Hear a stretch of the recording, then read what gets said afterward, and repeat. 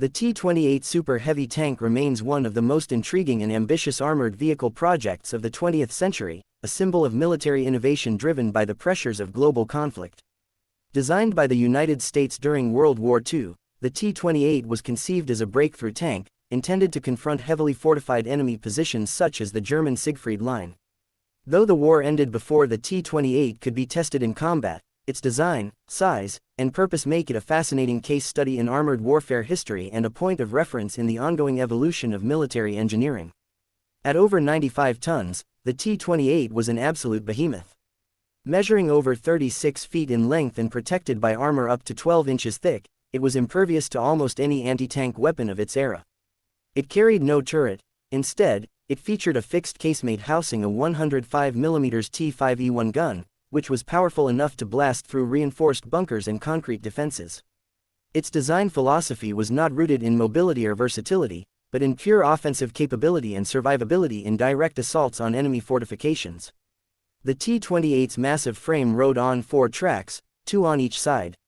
For transport and maintenance, the outer tracks could be removed, reducing its width enough to fit on American highways and railways. Even so, its weight posed logistical nightmares. Few bridges could support it, and its 500 horsepower gasoline engine provided a top speed of just 8 miles per hour. This lack of mobility severely limited its practicality in fast-paced operations, especially in the European theater where fluid, maneuver-based strategies became dominant by the war's end. Despite its impressive firepower and protection, the T-28 was the product of a narrow and ultimately outdated military vision. It was built for a style of warfare more reminiscent of World War I, slow, deliberate, and trench-bound. However, by 1945, warfare had evolved rapidly. Maneuver warfare and combined arms operations had become central to success on the battlefield, with mobility and adaptability overtaking the raw strength offered by super heavy vehicles like the T-28. In this context, the tank's strategic relevance quickly waned. Only 2 prototypes of the T-28 were ever built, and after extensive testing, the project was quietly shelved. These vehicles were not scrapped immediately but were instead preserved for years, largely forgotten until one of the prototypes was rediscovered in the 1970s. Today, one surviving T-28 is displayed at the National Armor and Cavalry Museum at Fort Moore, Georgia, serving as a historical reminder of the extremes to which military design can be pushed under the pressures of total war. The T-28 also serves as an important counterpoint in the broader history of tank development. While nations experimented with super heavy tanks, like Germany's Maus or the Soviet KV series, most of these designs shared a common fate.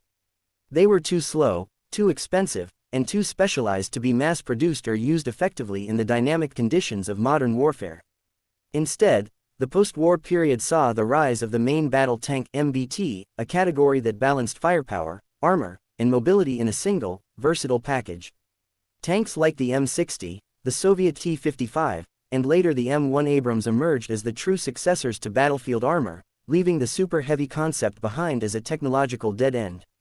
Nonetheless, the T-28's bold design has influenced military engineers and historians alike. It serves as a case study in overengineering and the limits of ambition within real-world constraints. Its development reflects the urgency of wartime innovation and the desire to dominate future conflicts through overwhelming force. Yet it also illustrates the pitfalls of designing weapons for wars that may never happen in the way planners imagine them. In the modern era, with advancements in precision-guided munitions, drone warfare, and anti-tank missile systems, a vehicle like the T-28 would be even less practical. However, it remains a testament to the scale of engineering once thought necessary to ensure victory.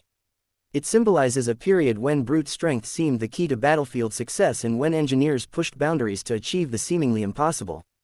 Though it never fired a shot in anger, the T-28 Super Heavy tank is a powerful symbol of military ambition, a relic of a moment in history when the world's superpowers were prepared to build anything, no matter how colossal, to win.